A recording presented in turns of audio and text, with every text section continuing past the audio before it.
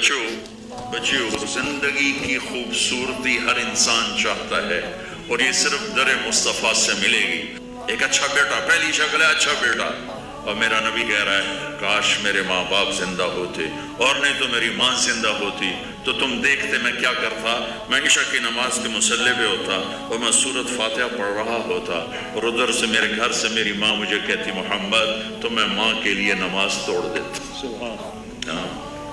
میں ماں کے لیے نماز توڑ دیتا۔ اور میرے نبی سے پوچھا گیا یا رسول اللہ قیامت کب آئے گی؟ یہ بچیاں غور سے سنیں، سارے سنوں پر یہ خاص طور سے سنیں۔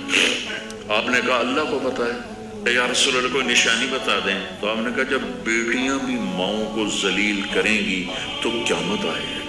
جب بیٹیاں بھی ماؤں کو ذلیل کریں گی تو قیامت ان تلد الامۃ ربتہا، جب ماں کے ساتھ بیٹیاں نوکر جیسا سلوک کریں گی، نوکرانی جیسا سلوک کریں گی، تو قیامت کے نکارے پہ چوٹ پڑ کے رہے گی۔ یہ نہیں کہا جب کفر پھیل جائے اور جب اسلام مٹ جائے گا، حالانکہ قیامت تو اس وقت آئے گی جب دنیا میں ایک مسلمان باقی نہیں رہے گا۔ یہ واقعہ کی سنگینی کو بتانے کے لیے فرمایا جب ماؤں کو ذلیل کیا جائے گا قیامت آ جائے گی۔ میرے نبی نے فرمایا عمر تیرے دور میں ایک شخص آئے گا اویس، اس کا قبیلہ ہوگا مراد، آگے سب کاسٹ ہوگی قرن، اویس بن عامر، اسے دعا کروانا، وہ کالے رنگ کا ہوگا، چھوٹے قد کا ہوگا، اور اس سے دعا کروانا، دعا تو بھی کروانا، علی تو بھی کروانا، علی اور عمر اویس ان کے لیے دعا کریں۔ انہوں نے پوچھا کیوں؟ کہ اس نے ماں کی خدمت کر کے اللہ کو اتنا راضی کر دیا ہے، جب وہ ہاتھ اٹھاتا اللہ خالی نہیں لوٹاتا۔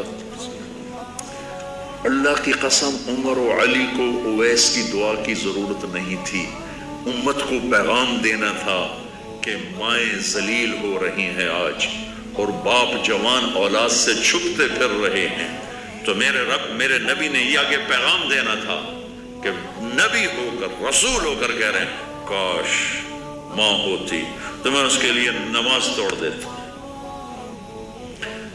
آپ کو 8 عورتوں نے دودھ پلایا والدہ سمیت، ان میں ایک ام ایمن بھی ہیں، آپ کے والد کی باندھی۔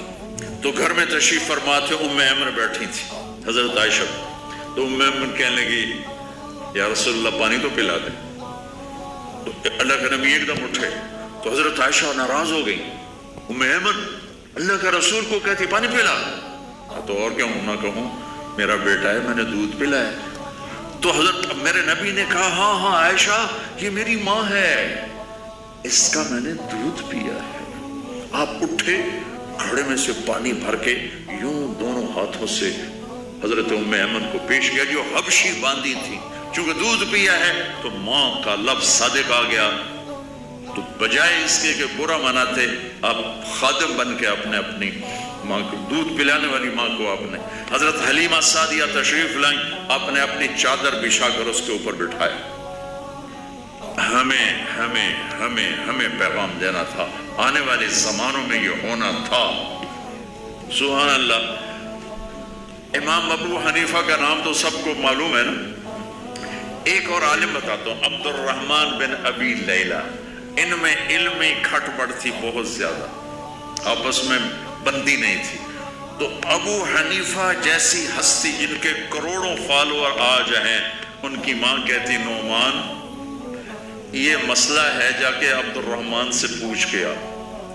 زندگی میں ایک دفعہ نہیں کہا ماں جی میں اس کو بڑا عالم ہے میرے کو پوچھ لو، کہا اچھا ماں جی، اپنی چادر اٹھاتے اور پہنچ جاتے، دروازے پہ دستک دے کے بھائی مجھے میری اماں نے بھیجا ہے آپ اس پہ فتویٰ، حالانکہ ان کی اپنی رائے اس کے خلاف ہوتی تھی، لیکن ماں کے احترام میں جا کر ان سے مسئلہ پوچھتے جن سے روزانہ مناظرہ ہوتا تھا، روزانہ کھٹ پٹ ہوتی تھی علمی، ماں نے کہہ دیا جا کر ان سے پوچھ کے آتے تھے، اپنی اتنی بڑی علمی قدر و منزلت کو ایک طرف رکھ دیتے تھے، نہیں میری ماں نے مجھے کہا۔